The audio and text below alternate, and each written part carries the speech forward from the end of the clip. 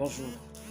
Dans le cadre de notre Lead RH Talk hebdomadaire, j'ai décidé de partager avec vous une petite réflexion sur la procrastination, cette fâcheuse tendance que nous avons souvent à remettre tout à demain. Souvenons-nous de cet adage: qui remet à demain trouvera malheur en chemin. Les Anglais disent souvent: If you have anything to do it just now. Si tu as quelque chose à faire, c'est maintenant. Il faut le faire maintenant. Ne pas toujours remettre à demain. D'ailleurs, lorsque vous remettez à demain, les activités s'accumulent et finalement, vous êtes débordé, vous êtes incapable de les réaliser toutes. Alors, je vous propose ce matin 4 pistes pour faire face à la procrastination. La première chose, c'est la bonne planification de vos activités. La seconde, c'est la visualisation de votre journée ou bien de votre semaine. La troisième, c'est la priorisation des activités à faire. Et la quatrième, c'est l'ordre. Nous allons commencer par la planification. Vous devez toujours planifier votre journée, planifier votre semaine. Il s'agit dans un agenda d'écrire de manière systématique tout ce que vous avez à faire pour éviter des oublis.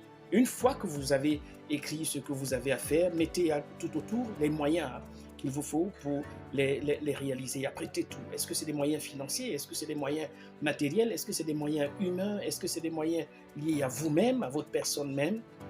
Planifiez cela. Priorisez ensuite les actions que vous avez à faire. Je vais commencer par quoi et je vais finir par quoi? Conseil: après 2 heures d'activité intense, trouvez toujours le moyen de vous détendre. Ça peut être à partir de votre téléphone portable, ça peut être en échangeant avec un collègue, avec un ami, quelque temps, pas plus que 15 à 20 minutes, et après, revenez, continuez à travailler. Une fois donc que vous avez priorisé les activités les plus importantes de la journée à faire, il faut toujours visualiser votre journée, visualiser votre semaine également. Qu'est-ce que j'ai à faire? Quel est le panel d'activités ou de tâches que j'ai à mener? Et cette visualisation va vous permettre de comprendre, de planifier les activités les plus difficiles d'abord et ensuite les activités les plus légères vers la fin de la journée parce que vous êtes plus fatigué. Alors, si vous commencez par des activités les plus simples, vous serez fatigué et en face de vous, vous aurez des activités difficiles, ce qui sera un facteur de découragement, un véritable facteur de démobilisation. Enfin, l'ordre. Vous devez toujours organiser votre espace de travail de sorte qu'il soit le plus convivial possible.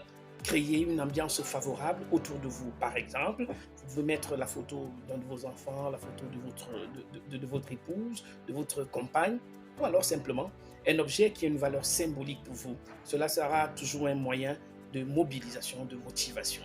Alors, si vous avez aimé cette vidéo, n'oubliez pas de la partager.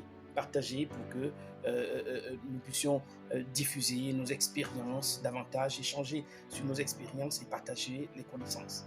D'ici à là, portez-vous bien.